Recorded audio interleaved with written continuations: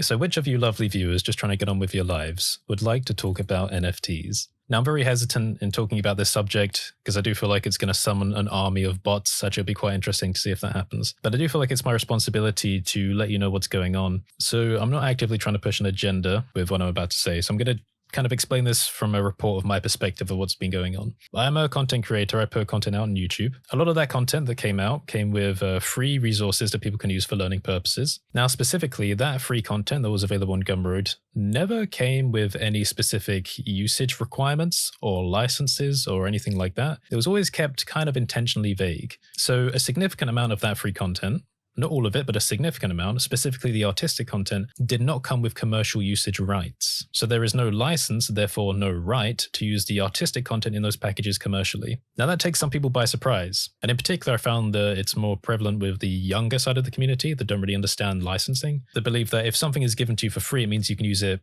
freely for everything. That's not the case. Now, we do need to distinguish here the difference between artistic content, stuff that's easily identifiable as a creation where the copyright belongs to the owner, from something like an add-on, a freely available add-on like Biogen, which interacts with the Blender Python API and is therefore GPL compliant. So in particular, I'm thinking about the artistic content, stuff that belongs to my copyright, stuff that I have allowed people to download for free. Now, obviously, different parts of the world, different governments and law systems see the idea of copyright and commercial usage in different ways. The way this relates to NFTs is that some people have been taking the free packages that I've been providing, in some cases just rendering them out and then selling them as NFTs. In other cases, making minimal adjustments, still using the artistic content in the packages and then using these to make NFTs. None of this is done with my knowledge or my permission. None of this is done with a commercial license. And in some situations, we can say it's a copyright violation as well as a commercial rights violation. Now, in some situations, when people have been doing this, they've been making more money than me. So how does that make me feel? Of course, it really pisses me off. You know, it's annoying. It's frustrating.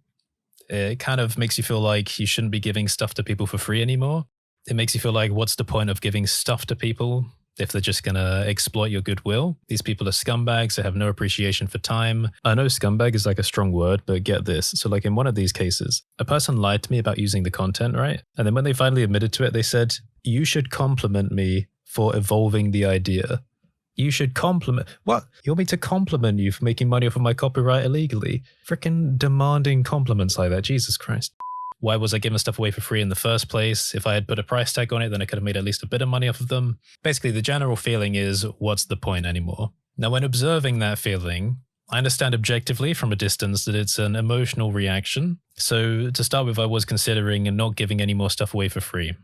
That was my first response. But I guess it only took me a few minutes to kind of realize that that wasn't really a good idea, considering the silent majority of people that understand the effort that goes into things and don't want to be exploitative. So there's a question of, okay, well, is there anything I can do about these situations? People using the content without permission, people literally in some cases just re-uploading my own artwork. That's happened. Yes and no to a certain degree. It's been interesting and frustrating talking to the companies that are distributing the NFT content. I'm not going to get into the pros and cons and arguments about NFTs. I will just say, rather basically, without going into detail, I do not believe cryptocurrency is required for digital art collection. I don't believe it ever has been. I think it's an excuse rather than a solution. And that's all I'll say about that. But I don't have anything against any artists that are taking part in making NFTs. If they're doing it genuinely, you know, making good artwork because they want to get something back for it. How can I blame anyone for that? People want to get something back for the effort they put into things. The only people I can blame are people that are doing it non-genuinely, which is what I'm dealing with on my side of things. So yes, I've been talking to companies, and I feel like I shouldn't really say their names because I don't want to get into any legal issues. But we are going to talk a little bit about legality here. So in some situations, when I've spoken to the company, I've had one-to-one discussions with a representative. So it would be either a community manager or like a copyright manager, depending on the company. And then I present them with the evidence. So look, this person is making this content. They don't have the rights. They didn't ask for permission. They're violating my copyright, stuff like that. Sometimes just informing them of this is enough for them to take it down. Keep in mind here that most of these companies are US based. Sometimes even despite being provided the obvious clear evidence, they don't want to take it down because they require the DMCA takedown request. So this is where we need to talk about copyright law, because in the EU and in the US, law is done differently. Because in the European Union, which technically being in the UK we're not part of, but I think we've adopted the laws still, but I'm not entirely sure about that, so I need to look that up. And comparing that to the US, there are different copyright laws. So in the EU, if you provide the company with complete, very obvious, very clear evidence that illegal activity is going on in their business. Basically, if you can say to them, you are facilitating the illegal trade of what's going on, they are legally required to remove that content as soon as they observe the evidence. So I'm sorry to bore you, but I'm going to read you a section from Directive 2000/31/EC of the European Parliament and the Council of the 8th of June 2000 on certain legal aspects of information society services, in particular electronic commerce in the internal market. Directive on Electronic Commerce. Oh God, what a freaking name that is.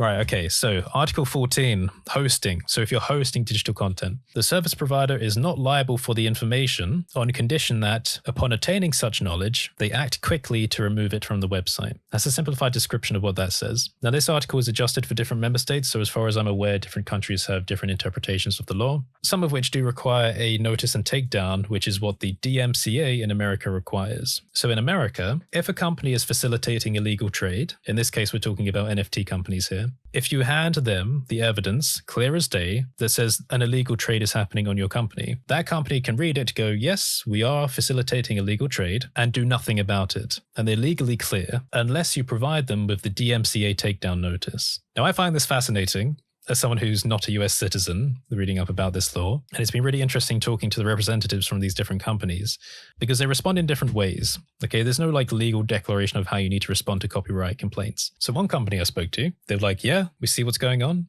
We see it's an illegal trade. We've taken it off the site. Bingo. Fantastic. Love it. Another company I've spoken to is, okay, we can see what's going on. File a DMCA or we can't do anything about it. I've gone, okay, well, they managed to do something about it, so I haven't you. Is it just because of DMCA? The reason is, of course, because I don't want to be liable for any damages caused if they took something down which wasn't actually illegal.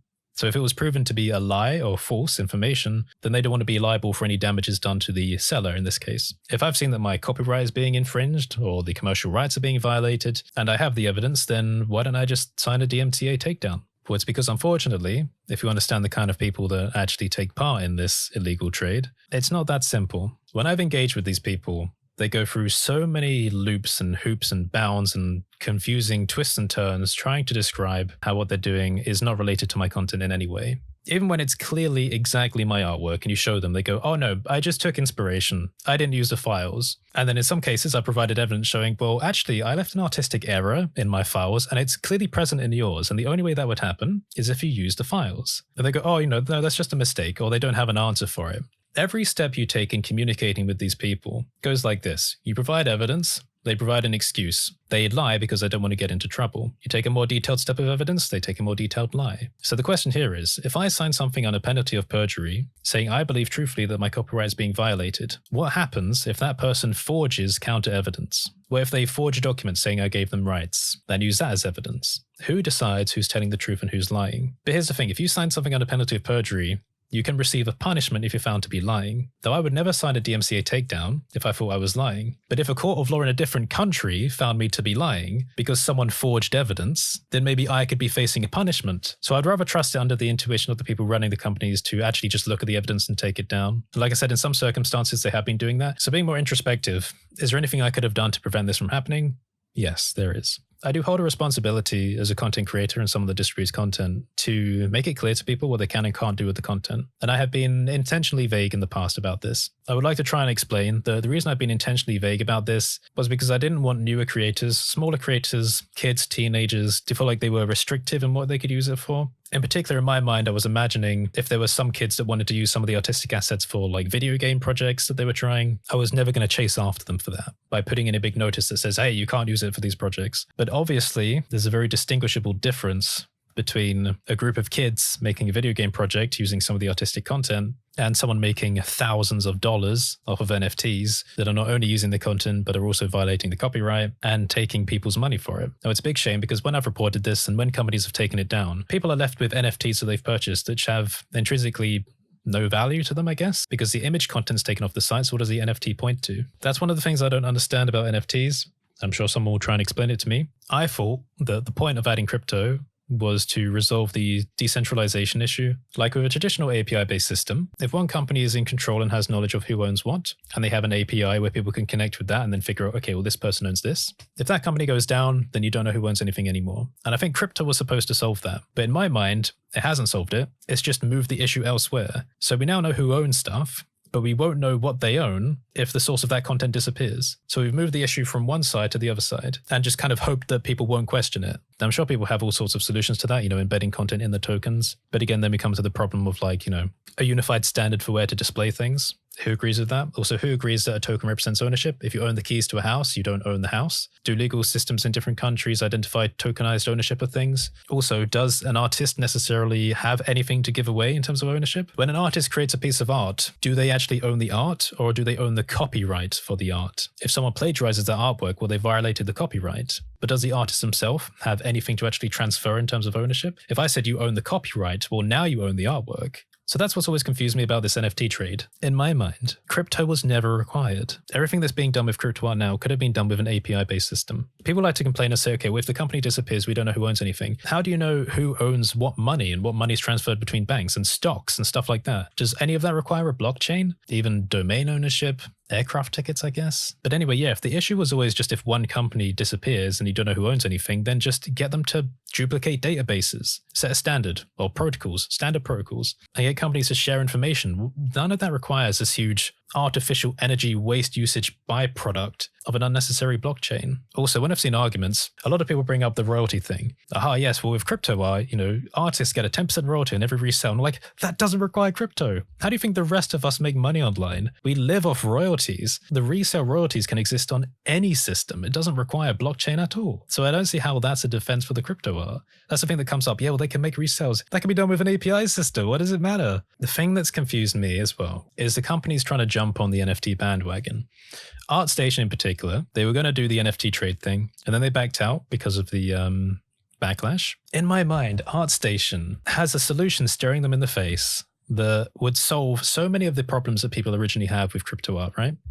One of those problems is the low effort side of things. Okay, so what I mean by that is with crypto art, we see a lot of artwork that's made, which is just so low effort to make. Now, yes, I believe that art is art and you have different interpretations, but my God, how many artificial scarcity randomized NFTs do we need? And I'm saying this as someone who literally receives NFT project requests every single day, asking me to help people make randomly generated NFTs. Now, if you're one of those people that's sent a request to me and wondered why you haven't got a response, it's because I get them every day. I know, why would I do 95% of the effort so you can take all of the profit? Anyway, the ArtStation solution I had in mind was, forget NFTs. On ArtStation, the best quality content rises to the top, and people want to be seen as a portfolio site. Let people buy ownership of different artworks on ArtStation if the artist allows, and then what you do is, you put a little name tag next to the artwork, again, if the original artist has allowed this, and let that name tag link people to that person's portfolio. And on the portfolio, put an art collection section. What that will do is, as soon as that goes live, everyone is going to buy up the high quality artworks on ArtStation just to get their name put on it, so people will click through and see the big art collection. That will also double up because people that want to get their portfolios seen will also invest tons of money in trying to buy up all the popular artworks on the site, so more people will look at their accounts. That solves the low effort problem because everyone's going to want to buy up the high effort artworks first because they're the things that rise to the top, because they're the things that are impressive on ArtStation. Also, while I'm complaining about companies and not having good ideas, why the flip doesn't YouTube add a course section? They already have these kind of lackluster things for, membership systems and really, really bad integrations for merchandise under videos using just one company for some reason. And then trying to put shorts in like the video section. Why don't you add a new tab for paid courses and let us upload video content on this so people can keep track of it easily? It's another avenue for YouTube to make tons of money. Okay, that's a bit too emotional. Let's calm down and be a bit more logical. But like I said, I can have nothing against anyone that makes NFT artwork legitimately, credibly, authentically, for the good reasons. There's a significant amount of people in my circles that make NFT content, and I really appreciate the work that they do in terms of the artistic effort that goes into it. But just because I don't disagree with what they're doing, it doesn't mean that I can't criticize the system that's allowing that to happen. But yeah, I just wanted to make this video to let you know that people are making money off of my content illegally. I'm also being constantly pestered by people to help them make their NFT series. Constantly.